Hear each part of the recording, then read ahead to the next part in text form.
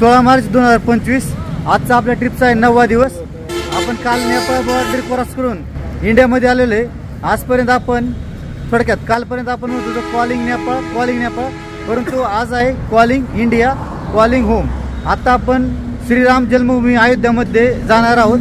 तर आपण ही सर्व अयोध्येची तयारी चाललेली आहे, थोडक्यात त्यांच्याशी बोलू आपण।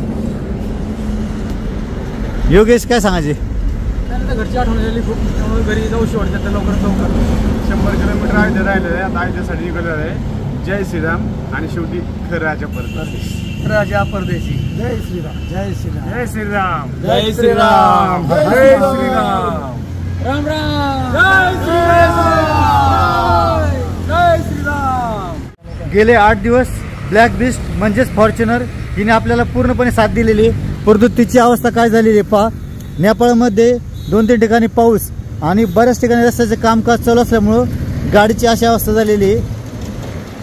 पाहू शकता ह्या ठिकाणी तुम्ही खूप खराब झालेली आहे। चारही बाजूनी पूर्णपणे चिखल धूळ त्यावर उडलेली आहे।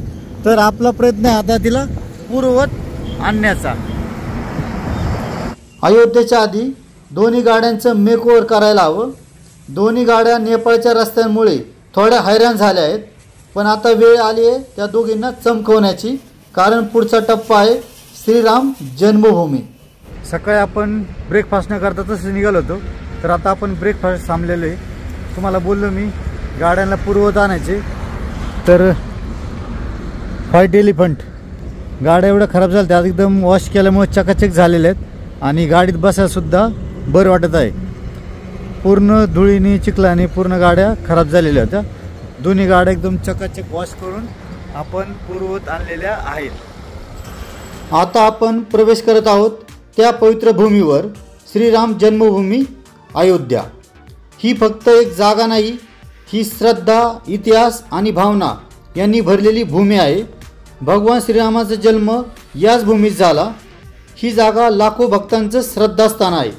आज इथे पाऊल ठेवताना मनात एक वेगळीच ऊर्जा, आध्यात्मिक शांतता आणि भक्तीची गूढ भावना अनुभवायला येते। खरंच ही केवळ एक भेट नाही, हा आत्म्याला स्पर्श करणारा अनुभव आहे। जय श्रीराम।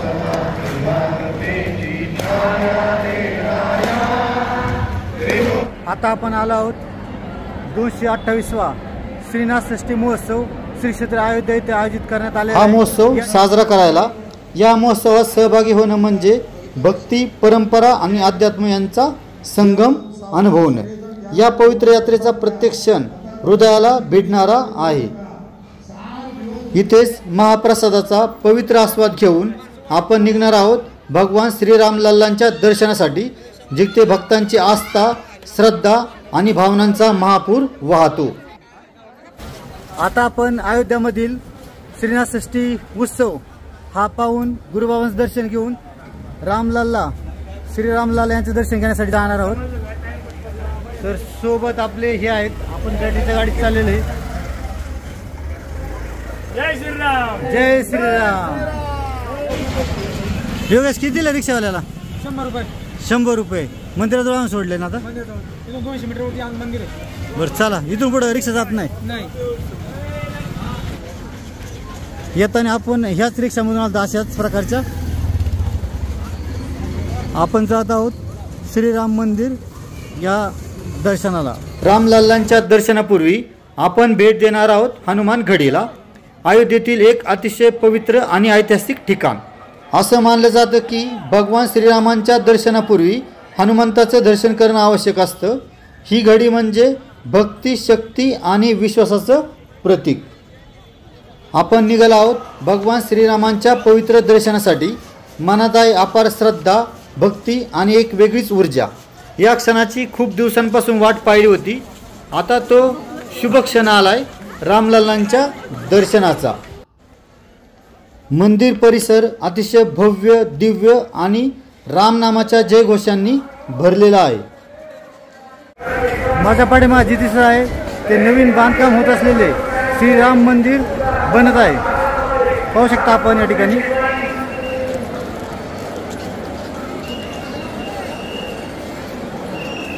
इथे प्रत्येक पाऊल श्रद्धा, भक्ती आणि ऐतिहासिक गौरवाने भरलेले वाटतं.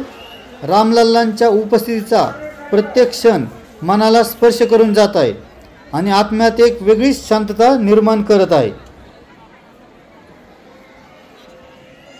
इथून पुढे मंदिरामध्ये मोबाईल अलाउड नाही आहे, त्यामुळे आपण मोबाईल इथं जमा करून मंदिरात दर्शनासाठी जाणार आहोत. या ठिकाणी भरपूर सारे मोबाईल लॉकर उपलब्ध आहेत.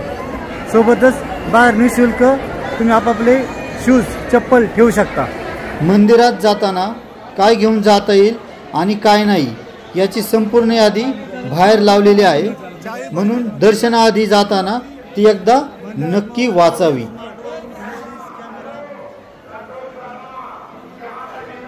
रामलल्लांचं दर्शन झाल्यावर बाहेर येताना मन खूप शांत वाटलं. एक वेगळीच शांती आणि समाधान अनुभवलं, जसं काही आपल्या देवाशी जवळून भेट झाल्यासारखंच वाटलं. आपके परिजन आपका निकासी मार्ग कोयापा गेट पर कर रहे हैं.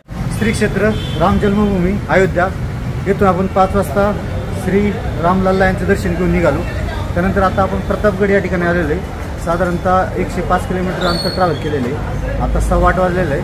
तर आपण त्या हॉटेलमध्ये डिनर करणार आहे. डिनर करून नंतर पुढचा प्रवास जबलपूर रेवा मार्गे असणार आहे. स्टे कुठं करायचं अजून काही डिसाईड झालेलं नाही, परंतु एक साधारणतः 11:30-12पर्यंत ट्रॅव्हल करून आपण नंतर स्टे करणार आहोत. तर या ठिकाणी आपण आता डिनर करून पुढच्या प्रवासाला सुरुवात करणार आहोत. डिनर करून झाल्यावर आता आपण प्रयागराजमध्ये प्रवेश करत आहोत. ही ती भूमी आहे जिथं 3 पवित्र नद्या गंगा, यमुना आणि अदृश्य सरस्वती एकत्र येतात, जिला त्रिवेणी संगम म्हणतात. हे ठिकाण धार्मिक, ऐतिहासिक आणि आध्यात्मिक दृष्टीने खूप महत्त्वाचं आहे.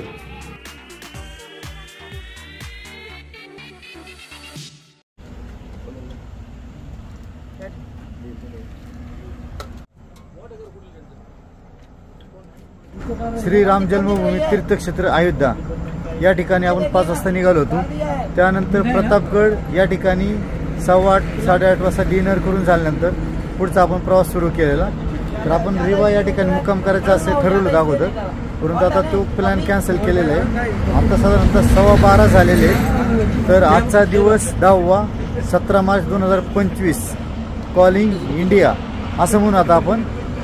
तर आता आपण या ठिकाणी कॉफी प्यायला थांबलेलो आहे. इथून कॉफी पिऊन झाल्यानंतर आपण डायरेक्ट पुण्याकडे निघणार आहे. लोहगाव पुणे इथून अजूनही 1152 किलोमीटर अंतर आहे. तर आता आपण नॉनस्टॉप घरी जायचा प्लॅन केलेला आहे. कॉफी प्यायला थांबलेलो आपण.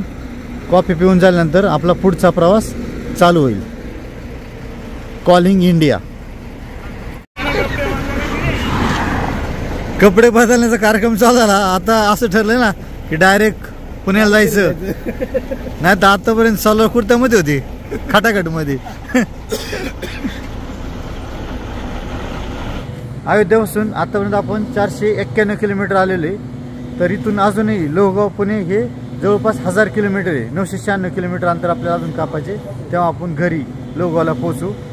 3-4 ठिकाणी डिझेल आम्हाला भेटलं नाही. डिझेल पंप चालू आहे, परंतु तेथील जे वर्कर आहे ते झोपलेले असल्यामुळे कोणी उठून डिझेल भरायला तयार नव्हतं. आता या ठिकाणी आपण आलेले. या ठिकाणी पंप चालू होता, त्यांनी आपल्याला डिझेल भरून देतात तिथे. एका कारची, एका फॉर्च्युनरची रेंज एकदम 20 किलोमीटर आली होती. तर आता आपण दोन्ही गाड्या फुल करून घेतोय. अजूनही नागपूरपर्यंत पोचायला आपल्याला साधारणतः 7:30 टायमिंग दाखवते. तर नागपूरमध्ये थांबल्यानंतर आपण थोडं रेस्ट घेऊ, चहा घेऊ. ब्लॅक फॉर्च्युनर फुल केलेली, आता ही फुल करतोय आपण. 6:30 पर्यंत पोहोचायचं नागपूरला. 7:30चा टाइम पाहू. 7:30 पर्यंत पोहोचलं तर. वातावरण थोडं थंड आहे. योगेश, हाऊस द जोश? जोश नाही राहिला म्हणायचं काय? जाऊन आलाय आता. हा, त्याला जोश आहे आता.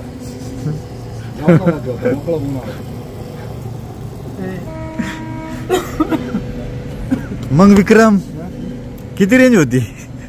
आमच्या गाडीला तत्काळ आमच्या फॉर्च्युनरला 20ची रेंज होती आणि 2-3 ठिकाणी मी चेक केलं, परंतु कोणी सगळे झोपलेले होते, पण कोणी द्यायला तयार नव्हतं डिझेल. यांचा आभार मानलं पाहिजे, यांनी आपल्याला डिझेल पंप चालू ठेवून डिझेल भरून दिले. नाही ह्यांचा कसं ह्यांचा कंपनीचा पंप आहे, हा 24 तास चालू असतो. चला हा 10 पर्यंत आली, 10ची वाट बघितली, 10 पर्यंत आलो म्हणलं की थांबलो. नाही तशी अजून 50 किलोमीटर चालेल गाडी, एवढा प्रॉब्लेम नाही. चला आता नेक्स्ट टार्गेट नागपूर. आता वाजले 3. हा चला चला.